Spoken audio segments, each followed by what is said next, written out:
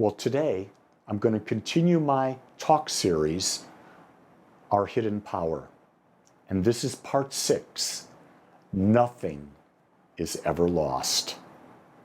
And we start where we've started every one of these talks, and that is, there is one creative power in the universe.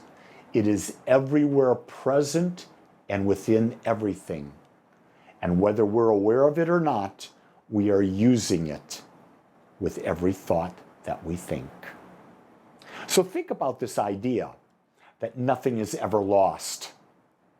Have you ever lost your keys, your wallet? Have you ever misplaced something? Is it lost? Is it really lost? Or is it just not focused in your mind? And when you're not thinking about it, what happens? Oh, my keys are here. Oh, my wallet is here. Did you realize it was never really lost? Well, we think it was. And what is loss? It's simply a perception. That's all it is a perception. So here's a question I want to ask you today.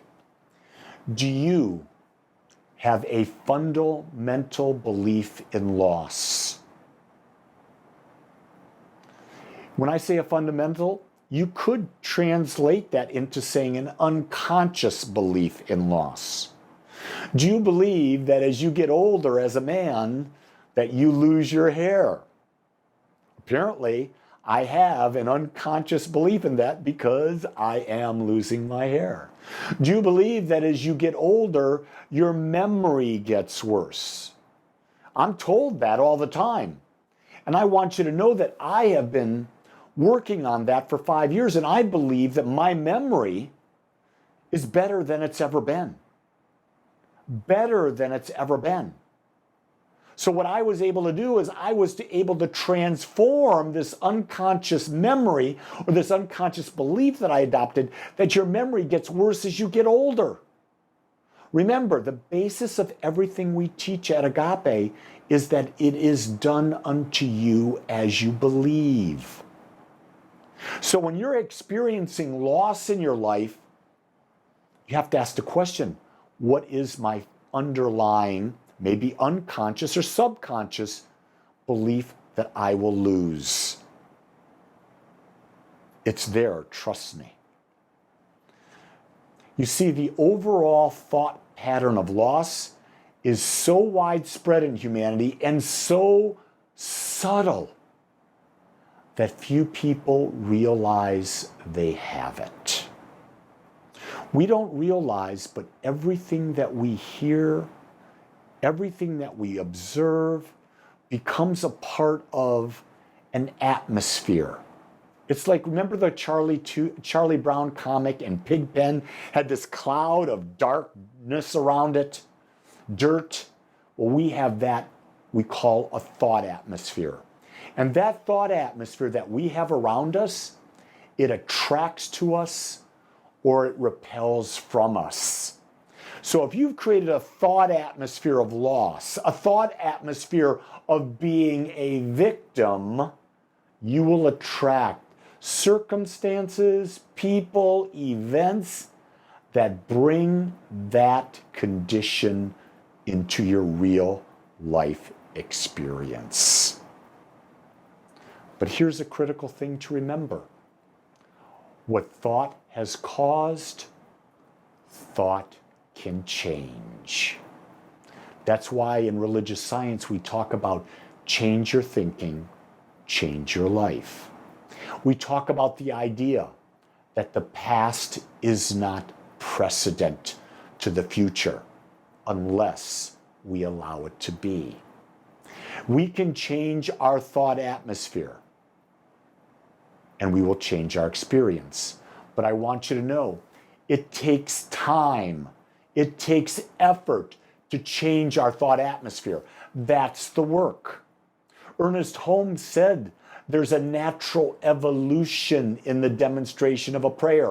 What he's saying is it takes time to build a belief where all of your thoughts, all of your words, all of your actions, all of your feelings are aligned toward a specific and intended result, and they are held consciously and unconsciously. That is the creative process and the work of creating newness. Remember, what thought has caused, thought can change. And we've established over and over again that before any experience, any situation, thought is always first. It is always cause. But because of the creative process, you can't separate cause and effect anymore. But until you put a new cause out, there'll be no new effect. You see, an unfavorable belief, unfavorable based on the idea that it's not what you want, can always be replaced with a new belief. It's like software. You've got a software on your computer that's corrupt. What do? You uninstall it by putting in a new software. I like to think of software as beliefs.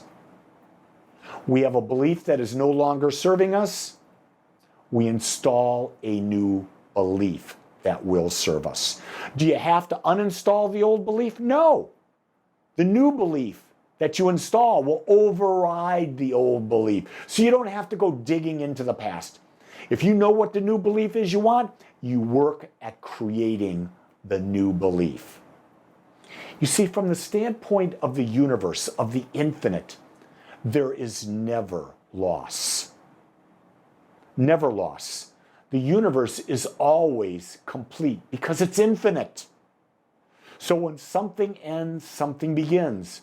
There's no such thing loss. It's only from the human perspective, from the ego perspective, that we see loss, because we only see one side of the coin. We never look at both sides at the same time. Isn't it fascinating? You see, when we fear loss, we fear that we are not capable of creating that which we previously had. And this, my friends, is the denial of our basic nature. This is what you find when you look at millionaires. People who truly are millionaires, that they have created a net worth of millions of dollars.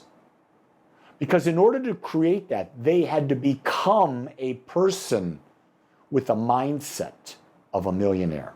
So if they lose their money, almost all the time they will make it back. Why? It's because who they are. They understand that their basic nature is a millionaire. So they understand the process of how creating it. See, when you fear loss, you fear you're not capable of creating something. So here's a great example. A bunch of people have come to me through the years and said, what happens if Jean were to die? Jean is my wife, in case you don't know. You talk about you've got this great relationship. You'll never, ever, ever be able to replace Jean. Well, first off, realize the reason I have this incredible wife is because of who I am. The law of attraction has attracted me to her and her to me. So if Jean disappeared, because of who I am, the universe, the law, my basic nature will attract me someone very similar or maybe even more. There is no loss. It's only a perception. You see, life is never unfair, as it is always producing what we believe. Life's law is we either learn or we suffer. Do you get that? And all suffering means is we're not getting what we would like. That's all it means. We're not getting what we would like. And so if we're not getting what we would like, what that's telling us is we are not using the creative process. We are not using the law in the proper fashion to get what we want. And here's what it is. Life, the law, the infinite gives us what? Infinite do-overs. No matter how many times we think we failed, we always have another chance to be a greater us. We always have another chance. Now, how that demonstrates? It may not demonstrate with the same partner staying in your life. It may be with a new partner, but it will give you who you are. It always gives you what you believe. And you see, what you believe is who you are. So the key thing is, if you're not getting what you want, change who you are. And you do that by changing your beliefs.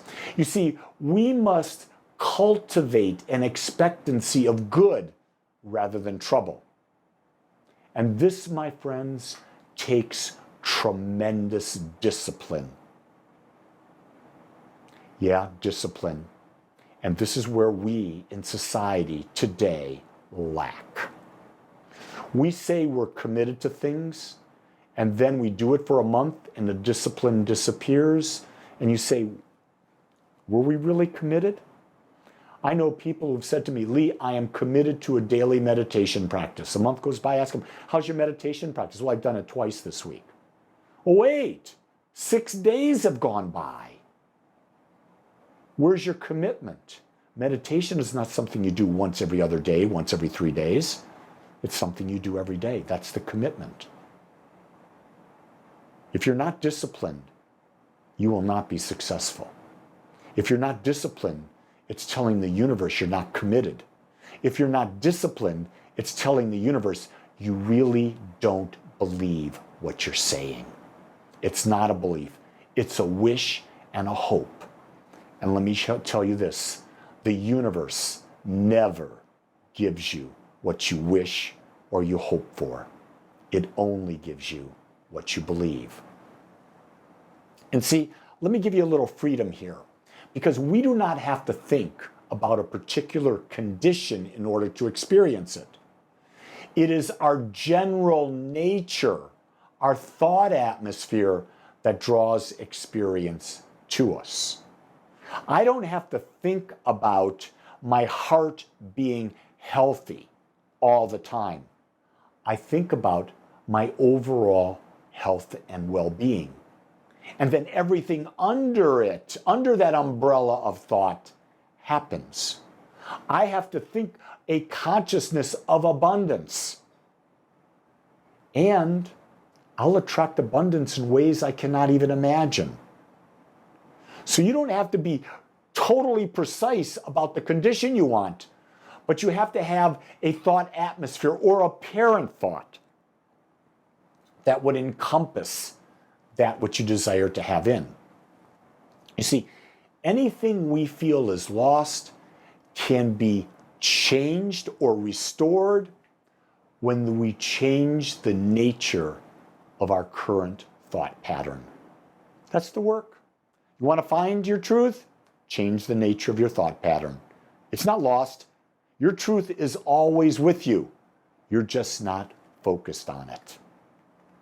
Most people focus, though, on what has gone out of their life. And this binds them to continually have experiences of loss. I know people who have lost a child 35, 40 years ago, and they continue to focus on the loss of that child. And the experiences they have in their life are of loss.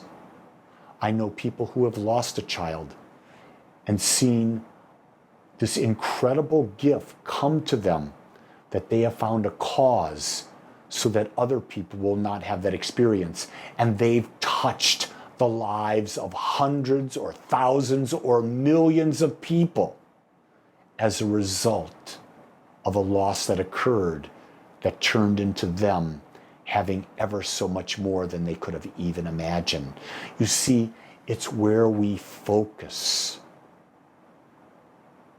Don't focus on loss. You see, every loss or ending is a new beginning into something greater. It all depends on which perspective we live by. And face it, every moment of every day, we're going to experience some form of loss. But it's not a loss. It's just the universe saying, time to begin again. That's why there's change. Because change allows us to grow. Change is always about a new beginning. And if you think about today, everything that's happening out there, it's not a time to worry. It's a time to realize it's time to begin again. And what's the best way to do that? That's when you go into meditation and you ask that question. And so we go and we say, we actually adopt a mantra.